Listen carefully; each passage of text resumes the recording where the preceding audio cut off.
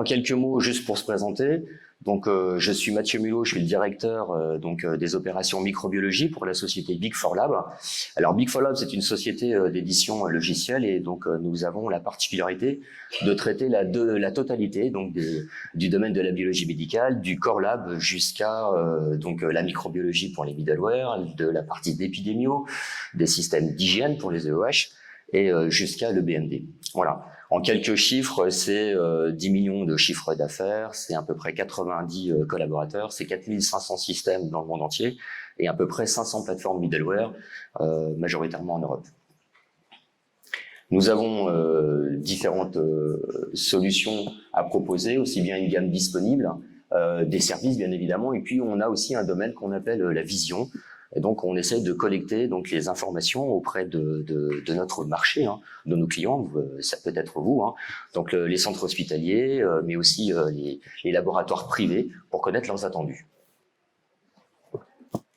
Alors pourquoi un livre blanc? Eh bien, si vous avez suivi l'histoire, en décembre 2019, donc le Haut Conseil de la Santé publique a donc édité des recommandations concernant la maîtrise donc des infections donc au BHRE, hein, donc les bactéries hautement résistantes émergentes.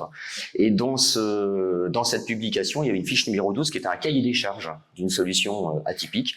Alors évidemment, comme nous sommes des éditeurs de logiciels, on a trouvé ça effectivement intéressant de se poser la question de savoir quel pouvait être ce cahier des charges, qu'est-ce qu'il voulait dire, et notamment pour répondre à deux recommandations, la R86 et R87, pour faire court dans le temps qui nous est imparti, hein, mais qui globalement appellent au partage des informations, donc au partage des patients, des informations sur les patients porteurs et contacts, aussi bien au centre pour un GHT qu'au niveau de, plus même avec les laboratoires privés, via les CEPIAS.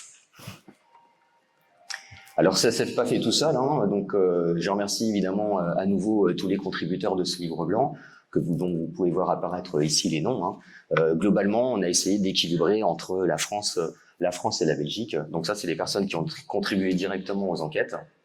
Et puis, nous avons aussi pris soin d'avoir une relecture de qualité. Donc je vous laisse découvrir là aussi l'ensemble des personnes. Donc, je crois que d'ailleurs le docteur Thomas Guedet ici est présent, évidemment le professeur Gérard Lina, que je remercie aussi. Alors, quelle méthodologie, pour faire très court?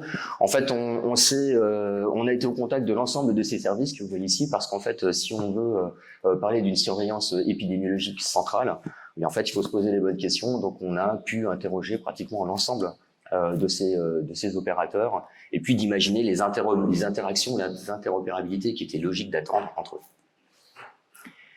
Le livre blanc, vous pourrez en disposer donc d'un exemplaire, hein, se compose de deux volets. Une première partie qui va être en fait un relevé des besoins et d'interactions nécessaires avec les différents services, laboratoires, pharmacie, la DIM.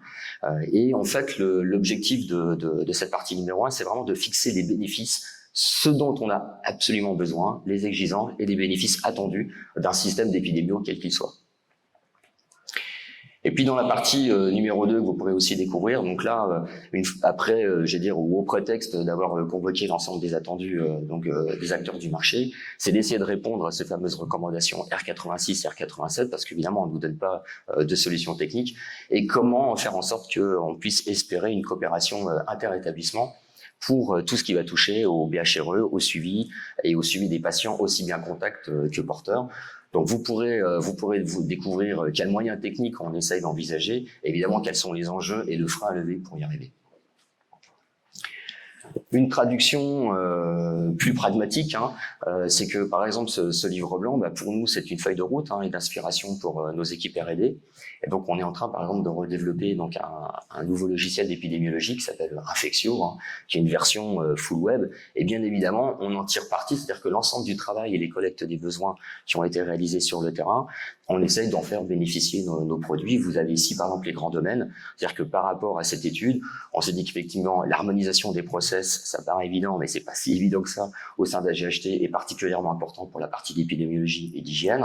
La surveillance évidemment en temps réel, puisqu'on doit faire face à une volumétrie qui est de plus en plus croissante, donc il faut aller très très vite, et les méthodes aujourd'hui analytiques sont très rapides, donc il faut que les systèmes d'épidémiologie soient aussi rapides. Et puis évidemment la consolidation des données, donc ça c'est un vrai enjeu, au travers d'un système de type statistique qui permet de partager une vision claire de l'épidémiologie pour l'ensemble des personnes. Voilà, je vous remercie.